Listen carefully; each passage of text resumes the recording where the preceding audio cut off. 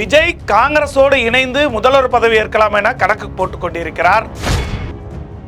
எக்காரணம் கொண்டும் காங்கிரஸோடு இணைந்தால் கதை காலி, ஆளுநர் அழைப்பு வராது என்று டெல்லியில் இருந்து ஓலை வருகிறது. அதிமுகவிலோ இரண்டாம் கட்ட தலைவர்கள் எல்லாம் தாவேகாவை ஆதரிக்க தயாராகிவிட்ட நிலையில் கட்சி மீண்டும் உடைபட வேண்டுமா அல்லது தாமே விஜய்க்கு ஆதரவு கொடுக்கலாமா என நிலையில் எடப்பாடி இருக்கிறார். அதைவிட மேலாக காங்கிரஸ், பாஜக, பாமக, அதிமுக வைக்கும் கோரிக்கைகளும் மிரட்டல்களுக்கும் இடையே கம்யூனிஸ்டுகளிடமெல்லாம் இணைந்து ஆட்சி அமைத்தால் நாளொரு மேனி பொழுதொரு வண்ணம் பிரச்சனையாகவே இருக்கும். ஆதலால் முதல்வர் பதவி ஏற்போம், சட்டமன்றத்தை கூட்டுவோம், எனக்கான முழு மெஜாரிட்டியை கொடுங்கள் என்று முதல்வர் பதவியை ராஜினாமா செய்துவிட்டு தேர்தலை மீண்டும் சந்திப்போம் என விஜய் எடுத்துள்ள முடிவு என முக்கோண சிக்கலில் விஜய் சிக்கியுள்ளார். இதில் 3 கோணங்களிலும் என்னென்ன என்பதை விரிவாக பார்க்கலாம். ஆச்சி மசாலா. எந்த சமையலும் ருசி தேடும் ரகசியம். 20 ரூபாய். தமிழக சட்டமன்ற தேர்தல் முடிவுகள் அகில இந்தியாவே உற்று நோக்கும் வகையில் அமைந்துள்ளது. நீண்ட ஆண்டுகளுக்கு பின் இப்படி ஒரு தொங்கு சட்டமன்றம் அமைந்திருக்கிறது தமிழகத்தில். மக்களின் ஏகோபத்த ஆதரவுடன் விஜய் என்னும் மலையால் ஆட்சி கட்டிலுக்கு நெருங்கியுள்ள விஜய் ஆட்சி அமைக்க முடியாமல் தட்டு தடுமாறி கொண்டிருக்கிறார். தன் தொகுதியில் பெருவாரியான வாக்கு வித்தியாசத்தில் வெற்றி பெற்றாலுமே கூட எதிர்க்கட்சி தலைவராக முடியாமல் எடப்பாடி முடங்கி இருக்கிறார். இரண்டாவது பெரிய கட்சியாக வெற்றி பெற்றும் கூட எதிர்க்கட்சி தலைவர் பதவியில் அமர முடியாமல் எம்எல்ஏ பதவியிலேயே தோல்வியுற்ற நிலையில் ஸ்டாலின் இருக்கிறார். இப்படி 3 கட்சியிலும் 3 விதமான உச்சக்கட்ட குழப்பங்களும் உச்சக்கட்ட தோல்விகளும் ஏற்பட்டு இருப்பது இதுதான் முதன்முறை. எந்த தலைவர்களுமே நிம்மதியாக இல்லை, ஜெயித்தவர்களும் நிம்மதியாக இல்லை, தோற்றவர்களும் நிம்மதியாக இல்லை என்பதுதான் தமிழகத்தின் உண்மையான அரசியல் கள நிலவரமாக இருக்கிறது. இதில் தமிழக முதல்வராக பதவியேற்க விஜய் முடிவெடுத்துள்ள நிலையில் அவருக்கான பிரச்சனைகள் உச்சகட்டமாக இருக்கிறது. முதலாவதாக அவர் விரும்புவது காங்கிரஸ் மற்றும் கம்யூனிஸ்டுகள் விசிகா துணையுடன் ஆட்சிக்கான மேஜிக் நம்பர் 118 நெருங்கி விடலாம் என்று அவர் போட்டு வைத்திருக்கும் கணக்குக்கு டெல்லி இடைஞ்சல் கொடுக்கிறது. எக்காரணம் கொண்டும் காங்கிரஸ் தயவோடு நீங்கள் ஆட்சி அமைப்பதானால் ஆளுநரிடமிருந்து எந்த உத்தரவும் வராது என்று இரவோடு இரவாக பனையூருக்கு பாஸ் செய்து விட்டார்கள்.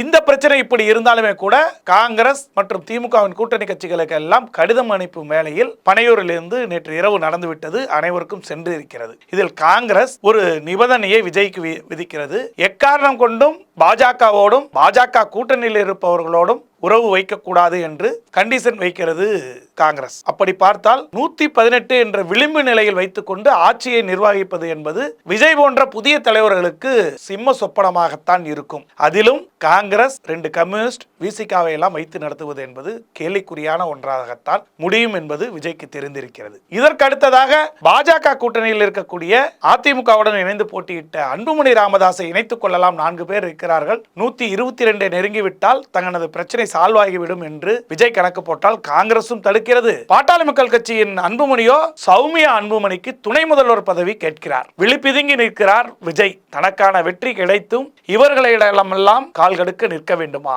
ஏன் பாஜக கொடுக்கும் மாற்று வழியில் நாம் சிந்திக்க கூடாது?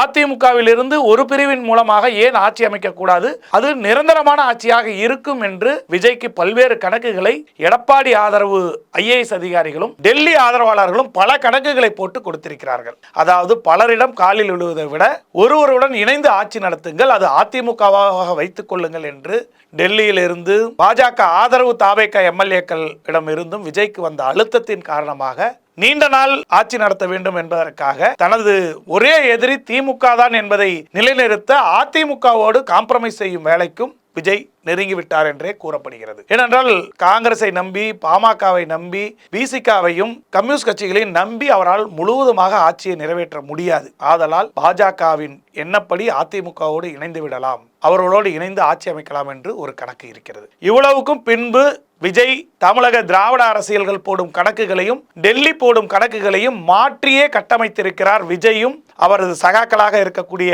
ஜான் ஆரோக்கியசாமி, ஆதவ் அர்ஜுன் மற்றும் IRS அதிகாரியாக இருந்த அருண்ராஜ் போன்றவர்கள் எல்லாம் விஜய்க்கு மாற்று அரசியலை கொடுத்தே வெற்றி பெற்றிருக்கிறார்கள். அவர்கள் கூறும் கணக்கு என்பது நாம் முடிந்தவரை ட்ரை செய்யலாம், இல்லை என்றால் பாஜகவோடு ஒட்டுமில்லை உறவும் இல்லை என்று பதவி ஏற்கலாம், சட்டமன்றத்தை கூட்டலாம், சட்டமன்றத்தில் டெல்லியில் அரவிந்த் கெஜ்ரிவாலும் கர்நாடகாவில் எடியூரப்பாவும் செய்தது போன்று நமதுக்கான நம்பிக்கை வாக்கெடுப்பு நடக்கும் என்று நீங்க ஒரு நீண்டதொரு உரையை நிகழ்த்துங்கள். விஜய் ஆகிய நான் உங்கள் ஏகோபத்த முடிவுடன் நான் முதல்வராக பதவியேற்றேன். ஆனால் எனக்கான முழுவதுமான வெற்றியை நீங்கள் தரவில்லை. அதுவும் இல்லாமல் இடையில் தீய சக்தியான திமுகவும் டெல்லியிலிருந்து கையும் ஓங்கிய நிலையில் என்னால் முதல்வர் பதவியை முழுவதுமாக ஏற்க முடியவில்லை.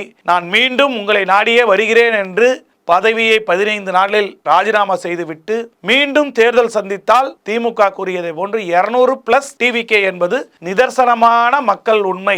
அதற்கு பணியாற்றலாம். அதுக்கு 6 மாத காலம் கிடைக்கும். திமுக அதிமுகவை ஒரு கை பார்த்து அசைக்க முடியாத கட்சியாகவும் தனி மெஜாரிட்டியுடன் தனது ஆட்சியை நிறுவிக்கொள்ளலாம் என்றும் விஜய்க்கு கணக்கு போட்டிருக்கிறார்கள். இப்படி விஜயிடம் 3 விதமான கணக்குகள் இருந்தாலுமே கூட விஜய் கூட்டணி கட்சிகளுடன் இணைந்து ஆட்சி அமைக்கும் மனப்பக்குவம் அவருக்கு இருக்கிறதா, அதற்கு அவர் தயாராக போகிறாரா என்பதை எல்லாம் பொறுத்திருந்து பார்க்க வேண்டும். தமிழக தேர்தல் அரசியல் என்பது 3 கட்சிகளுக்கு இடையேவா அல்லது மீண்டும் 2 கட்சிகளுக்கு இடையவா என்பது இன்னும் ஒரு சில மணித்துளிகளில் முடிவாகுவதற்கும் வாய்ப்புகள் இருக்கிறது, அல்லது ஒரு சில மாதங்களிலும் முடிவாகலாம். முடிவு என்பது விஜயின் கையில் சிக்கி இருக்கிறது. பொறுத்திருந்து பார்க்கலாம். பாருங்கள். ஆச்சி மசாலா. எந்த சமையலும் ருசி தேடும் ரகசியம் 20 ரூபாய்.